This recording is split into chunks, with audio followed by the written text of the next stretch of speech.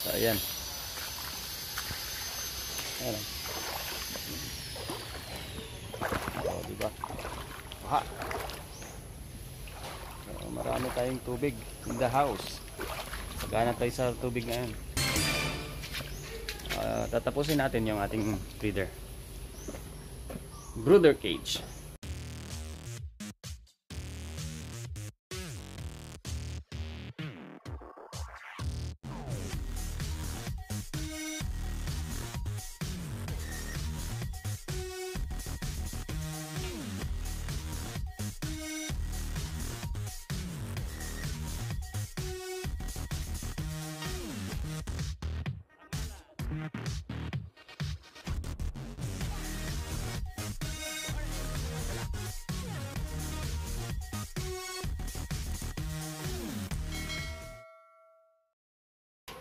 Alright, so ngayon guys, gagawa naman tayo ng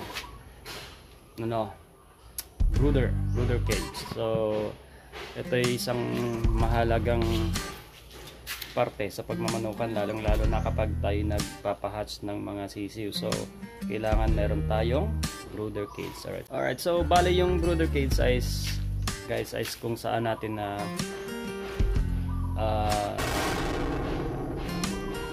kinukulong or pina-stay yung ating mga sisiw from hatch until such time na ready na silang i-range or pwede na silang pakawalan sa labas.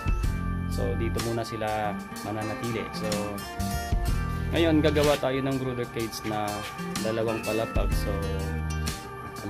gagawin ko ito DIY na naman. Kaya tara, samahan niyo ako guys. Let's go. Samahan natin. Ayan. Isang pirasong plywood, 1/4 yung kapal, and then ayan, tabla, kahoy. So isa, 2x2 at saka na pang poste, saka itong pirasong 1x2 na tabla naman, which is gagamitin natin pang frame. Kailangan din natin ng mga pako. Ayan, ito hinges para sa gagawin nating takip at sa pintuan. Alright, so bali yung gagawin ko, so 2 palapag siya, maybe 2x2x4. So pwede siyang mag-house siguro ng around mga 20 to 30 or maybe more na sisiw. So yung nauna kong ginawa, mas malapad siya, kayang-kaya nun ng 50 yung isang side. So yun naman ay 5 3x2x5 yung niya, dimension. So bali yung lapad doon ay 3 feet, tapos yung taas ay 2 feet, and then yung haba ay actually 10 yun yung haba niya. So hinati ko lang yun. So ngayon yung gagawin naman natin, 2 palapag na tig 4 feet yung haba at 2 feet yung lapad.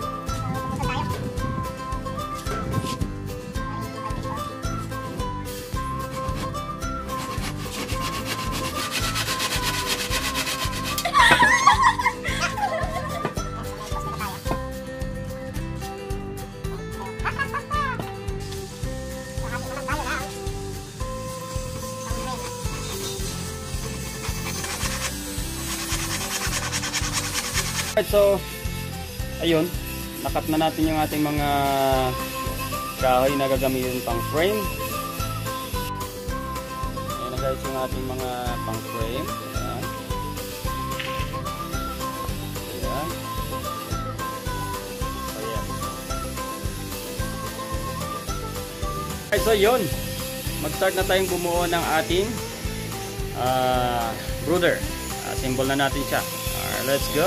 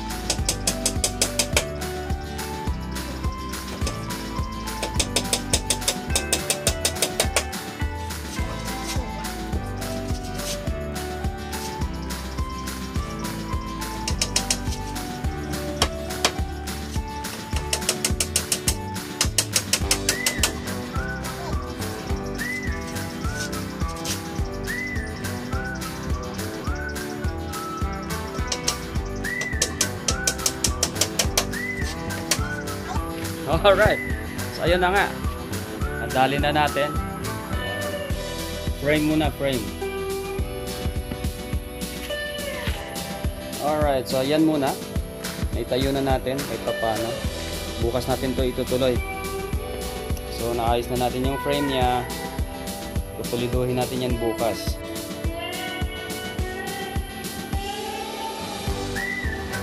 So, paano natin lalagarin ito ay?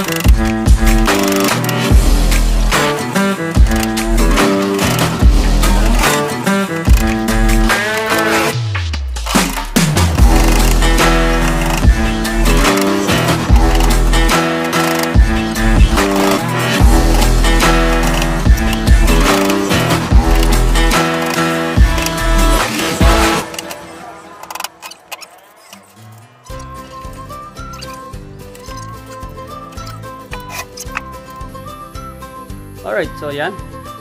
We're set. So meron na tayong takip sa likod. Sunod natin yung gilid, na apat na gilid.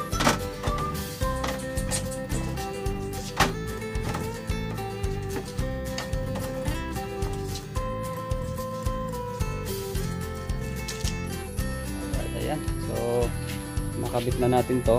Ito yung pinakasahod natin sa dumi ng ating mga sisiw. So pag meron yan, ayan, anuhin mo lang sila ng stick pababa para mahulog, ayan, para malinis mo ulit. So yung ibabaw nito, screen yung nilalagay natin, yung dito sa ito, screen yan nilalagay natin bukas. Alright, yo, so yan, cut na tayo ng screen pang flooring. Yung isa nakabit na natin. So hopefully maybe in an hour or two matapos na natin itong ating breeder. So takip na lang.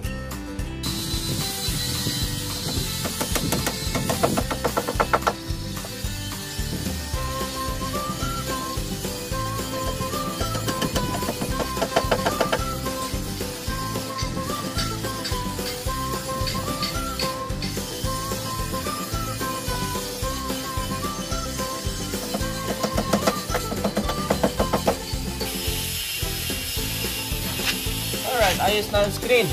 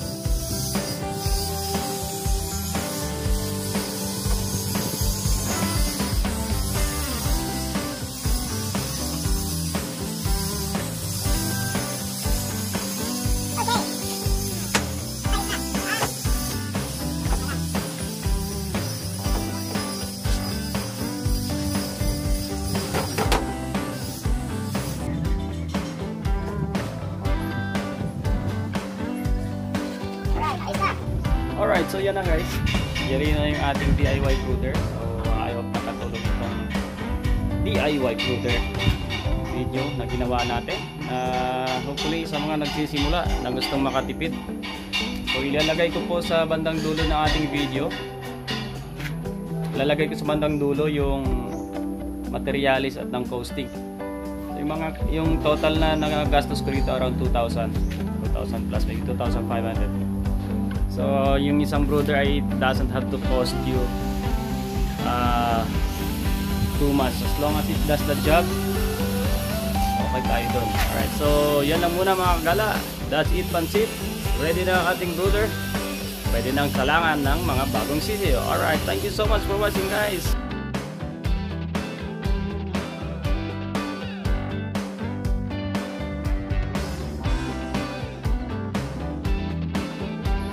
Alright, so ayan na yung ating brooder. Disinfect na natin ito para magamit na natin maya-maya. So, hintay lang natin matayo at lipat na natin sa pwesto. Alright, so that's it, pansit, everything. Thank you so much for watching. This is Pongala and I'm signing out. Bye!